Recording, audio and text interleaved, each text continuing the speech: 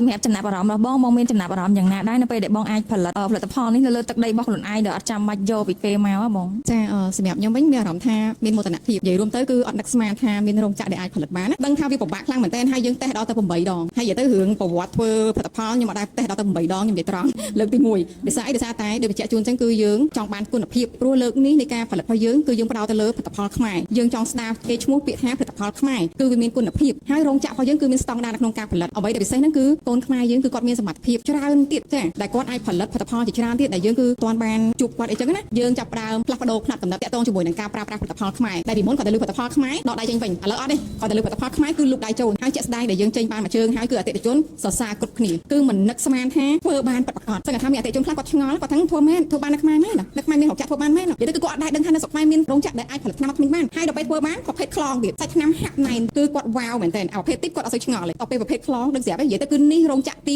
1ដំបូងគេនៅកម្ពុជាដែលផលិតសាច់ថ្នាំប្រភេទខ្លងនេះបានខ្ញុំហ៊ាននិយាយចឹងហ្មងបងប្អូនរបស់យើងខាងវិកខ្ចប់គឺសុទ្ធតែខ្មែរទាំងអស់ចាអញ្ចឹងសូមប្រើដោយមានមោទនភាពអញ្ចឹងគ្រូអ្នកផលិតខ្មែរខ្ញុំអ្នកចែកចាយខ្មែរបងអ្នកសម្ភារខ្មែរជាពិសេសគឺបងប្អូនយើងខ្មែរទាំងអស់អញ្ចឹងខ្មែរប្រើផលិតផលខ្មែរដោះថ្មិញជាមួយនឹងថ្នាំដោះថ្មិញឱសថបុរាណខ្មែរបូបូ